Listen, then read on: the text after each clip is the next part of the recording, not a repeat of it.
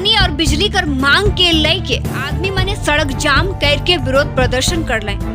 घटना त्रिपुरा कर Dharmanagar ward number 12 और 13 कॉलेज रोड क्षेत्र कर। प्राप्त जानकारी अनुसार स्थानीय निवासी मन कर शिकायत है कि हल्का बारिश और तूफानी हवा कर दौरान पूरा इलाका में बिजली कर कनेक्शन कई घंटों तक कट जाएला। बिजली कर अभाव में पानी कर समस्या के अस्थायी समाधान करे कर लागे कई बेर बिजली विभाग के आवेदन देवल गेलक। स्थानीय निवासी मन कर आरोप है कि बिजली विभाग कर ओर से इस समस्या के लेके कोनो भी समाधान नहीं करल गेलक।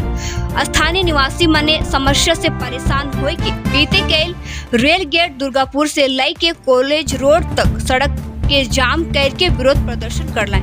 स्थानीय निवासी मन कर शिकायत है कि घंटों भर बिजली नहीं होवे से आदमी मन के बहुत ही परेशानी कर सामना करे पड़ो थे। देखो पूरा रिपोर्ट।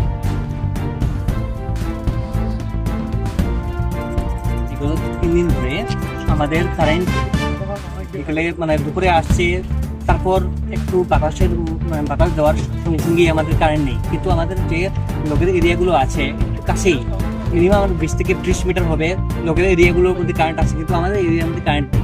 12 নম্বর এবং 13 নম্বর ওয়ার্ডের মধ্যে কারেন্টগুলো চলে যাচ্ছে লোকে একটু বাতাস দেওয়ার মধ্যেই আমরা কারেন্ট পাই না, কিছু পাই না। এটা ধর্মনগর পুরো পরিস্থিতির আন্ডারেই চলছে। কত নম্বর ওয়ার্ড? 12 নম্বর এবং 13 নম্বর। কোন জায়গাতে আপনাদের বিদ্যুৎ বিচ্ছিন্ন আছে? আমরা এখন আছি মিলনপথে আছি আমরা এখন, মানে অবরোধ করছি আমরা। মেনলি আমরা কারেন্টে এবং জলের কিছু সমস্যা আছে, ওইটার জন্য আমরা মেনলি আমরা অবরোধ করছি বাধ্য হয়। তো আপনারা কি দপ্তরকে মানে নির্দিষ্ট দপ্তরকে আপনারা বলে কি সুরাহ হচ্ছে না এই বিষয়ে? আমরা অলরেডি আমরা না হলেও 30 থেকে 40টা আমরা কমপ্লেন করে ফেলেছি, কিন্তু কমপ্লেন করার পরও তাদের কোনো রেসপন্স না অবধি আমরা অবরোধ করতে বাধ্য হয়েছি।